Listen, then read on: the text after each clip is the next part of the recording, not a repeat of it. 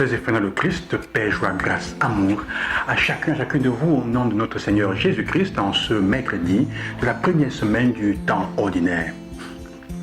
Le texte que nous écoutons aujourd'hui, c'est tout le texte de la première lecture tiré du livre, tiré de la lettre aux Hébreux au chapitre 2, verset 14 au verset 18, attire particulièrement mon attention aujourd'hui, m'interpelle particulièrement, et je veux partager avec vous deux ou trois illuminations comme ça, qui me semblent intéressantes aujourd'hui. Aujourd'hui, je voudrais parler avec vous, disons, de la condition de la liberté. Et c'est lié au texte de la lettre aux Hébreux. La lettre aux Hébreux nous parle de Jésus de façon, comment dire, de sa dimension sacerdotale, le fait qu'il soit le prêtre, mais le prêtre dans le sens de celui qui s'offre, qui offre le sacrifice de lui-même pour nous libérer. La condition de la liberté, frères et sœurs, c'est la capacité de n'avoir pas peur de la mort. Pour être libre, il faut être capable de ne pas avoir peur de mourir. Et c'est ce que le Christ nous fait comprendre. Par sa puissance, par sa mort, il enlève à Satan qui a le pouvoir sur la mort, il lui enlève son pouvoir sur nous-mêmes. Par sa mort, il a pu réduire à l'impuissance celui qui possédait le pouvoir de la mort. Et l'amour est dans le quotidien. Si tu as peur de l'humiliation, tu vas devenir esclave.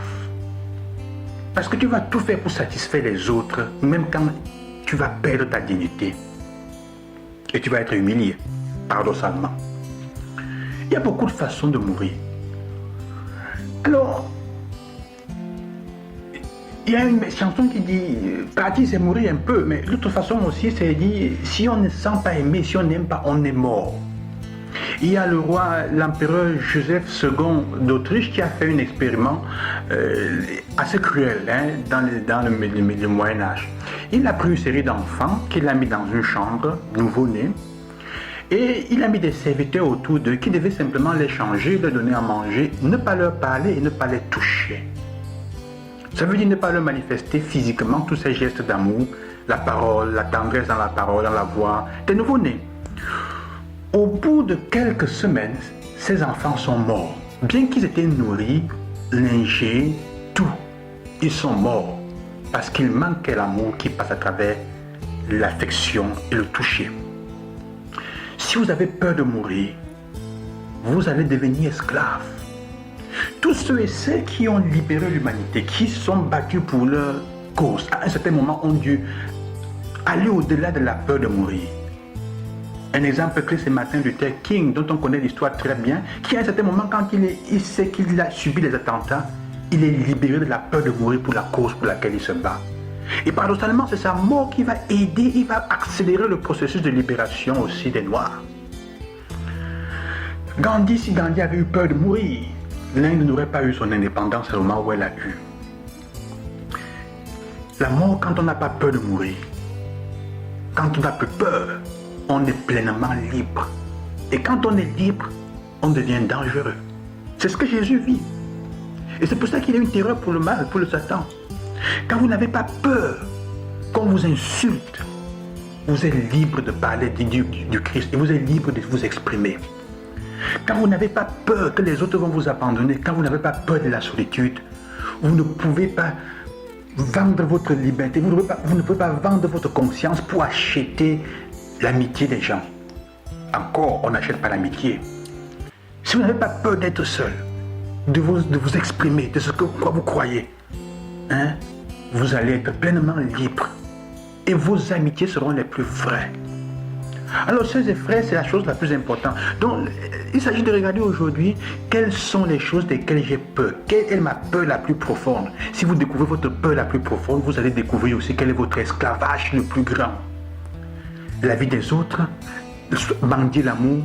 Si vous avez peur de rester seul, vous allez vendre votre liberté, épouser n'importe qui à n'importe quelle condition, en concubinage et passer à gauche et à droite. Si vous avez peur de manquer, vous allez vendre votre liberté à celui qui va vous acheter avec l'argent et le matériel. Vous allez mourir, c'est la mort. La deuxième chose est liée à la dernière phase de l'évangile. Et pour en parler de l'évangile, de la parole de la première lecture, Il y a quelques semaines, j'ai parlé avec une amie qui a perdu sa maman et elle me dit, Père, quand vous avez perdu un être cher, la façon de consoler quelqu'un qui a perdu, de consoler les autres est différente, ça change.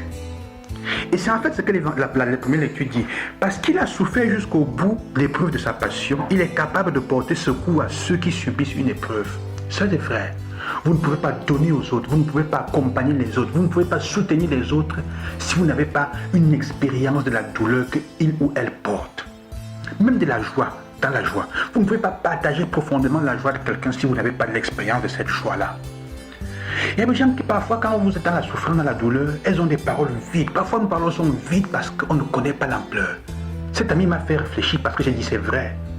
En me rappelant la douleur de la perte de mon papa, j'ai compris. Elle me dit oui. Et j'ai compris parce que quand tu as perdu un être cher, la façon de se consoler ceux que tu as en face de toi est différente parce que tu sais ce que ça veut dire. Et le Christ dit, parce qu'il a souffert jusqu'au bout de l'épreuve de sa passion, le Christ est capable de porter secours à ceux qui subissent une épreuve. Je vous souhaite, sœurs et frères, de faire aussi cette expérience-là. Je vous souhaite, si vous n'êtes pas capable d'être gentil avec les personnes que vous rencontrez, si vous ne savez pas, si vous ne connaissez pas la douleur que quelqu'un porte, la meilleure façon d'être proche des autres, c'est le silence et la compassion silencieuse. Accompagner. Je vous souhaite cela, que Dieu vous bénisse et que vous laissiez aussi accompagner dans votre douleur parce que le Christ qui a vécu la passion connaît ce que vous souffrez. Loué soit Jésus-Christ et que Dieu vous bénisse. Je vous bénis au nom du Seigneur. À demain.